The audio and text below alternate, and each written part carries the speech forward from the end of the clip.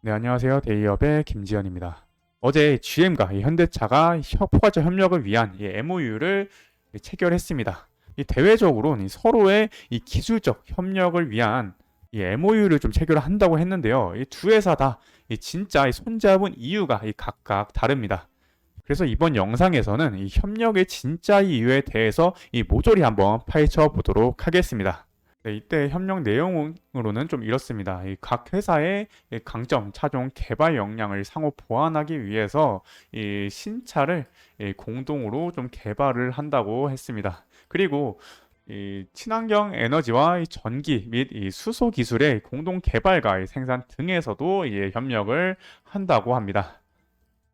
그리고 이 원자재 그 공동 조달인데요. 이게 주요 원재료들의 공동 구매와 그리고 규모의 경제 효과 등으로 이 값싼 이 중국 차의 원가 경쟁력을 조금 갖기 위한 내용으로 지금 판단을 하면 되겠습니다. 일단 이 현대차와 이 GM이 밝히기로는 협약의 이 효과로 이 양사가 보유한 이 전문성과 이 혁신의 이 기술을 바탕으로 해서 이 효율성을 향상시키는 것이 최종적 목적이다라고 했는데요. 그런데 이 두 회사, 둘 다 좀 다른 목적을 가지고 있습니다. 먼저 이 GM에 대해서 한번 제가 얘기를 드리면 이 GM은 이 과거에 이 현대차보다 이 월등히 좀 우월한 기술과 뭐 점유율을 좀 가지고 있었죠. 그런데 현대차는 이 전기차를 필두로 이 각종 자동차 판매량을 꾸준히 좀 증가를 시켰고요.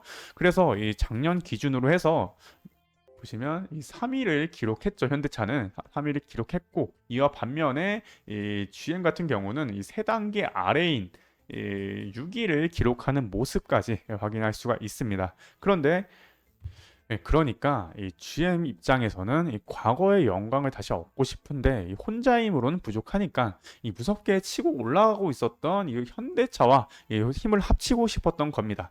이번 주요 내용 중에서는 이 두 회사가 공동으로 이 개발한 신차에 대해선 이 현대차와 이 GM 로고를 달아서 이 판매하는 이 리베징 전략이라는 거가 지금 고려가 되고 있다고 합니다. 이 두 회사의 브랜드 경쟁력을 이용해서 이 판매량을 끌어올리고 싶다는 거죠. 그래서 이 GM은 이게 이제 주된 이유다라고 확인을 하시면 되겠고요. 현대차도 뭐 이러한 이유가 있긴 합니다. 이러한 이 GM의 이 브랜드력을 좀 올려서 조금 더 이 점유율을 확장하고 싶은 마음도 있었겠죠. 그런데 현대차도 이러한 이유는 있겠지만 이 주된 이유는 조금 다르다고 생각을 합니다. 우선 이 GM은 이 GM 같은 경우는 이 미국 회사죠. 네, 미국 회사인데 지금 이 미국에서 이 가장 이제 주요 이슈가 되는 게 지금 대선입니다. 그리고 현대차 같은 경우에는 이 올해 상반기 해서 이 점유율이 이 미국 전기차 시장 점유율이 2위까지 기록을 하는 모습을 확인할 수가 있습니다. 굉장한 좀 성장세를 보여주고 있죠. 근데 미국은 지금 이제 11월에 이 미국 대선을 지금 앞두고 있는 상황입니다. 그래서 현대차 같은 경우는 이러한 이 11월 미국 대선이 이 정책적인 방향이 달라질 수 있는 부분이라서 이 집중을 할 수밖에 없는 상황입니다. 왜 그러냐면 지금 이제 바이든 대통령도 그렇고 지금 이 대선 후보인 이 전 트럼프 대통령도 그렇고 결국 이 어떤 정책을 펼쳤죠? 둘 다 결국 보시면 이 동맹 인식 이 부분입니다. 이 부분에서 바이든은 이 경제 정책 등에선 이 미국 이익을 결국 우선시했고요. 이 트럼프는 당연스럽게 이 미국 이익을 노골적으로 조금 우선순위를 두었습니다. 그래서 이러한 정책으로 이 우리나라의 뭐 현대차 그룹도 그렇고요. 그리고 삼성전자도 그렇고 이제 미국의 자국 우선주의엔 결국 이 정책에서 따라 끌려다닐 수밖에 없었습니다. 그럼 이번 이 대선 후보인 이 해리스와 그리고 이 트럼프는 어떨까요? 트럼프는 뭐 당연히 아까 보셨듯이 당연히 좀 자국 우선주의로 조금 정책을 펼칠 가능성이 높다고 보고요. 그리고 이 해리스도 현재 이제 해리스도 지금 이 정권에서 이 부통령 자리를 지금 취임을 한 상태입니다.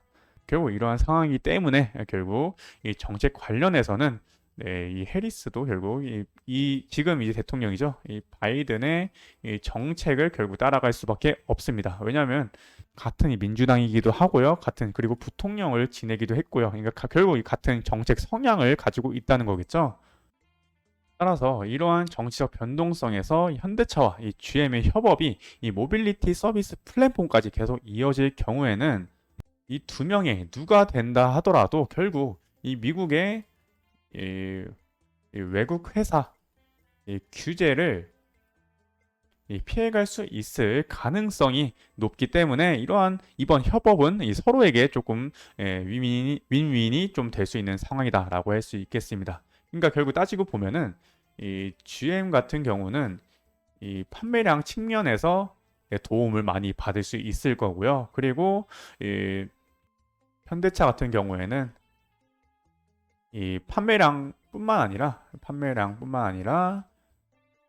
또는 이 미국의 이 정치적 불안정을 위한 이 부분에 대해서 이 현대차가 조금 안정적인 모습을 보여주지 않을까라고 생각을 하고 있습니다. 그래서 이 부분 꼭 참고를 해주시면 될 것 같습니다. 앞으로도 이러한 이슈들에 대한 이 숨은 뜻 하나하나까지 끝까지 추적해서 올바른 이 분석 정보 전달 드리도록 노력하겠습니다. 오늘도 시청해주신 여러분들 감사합니다.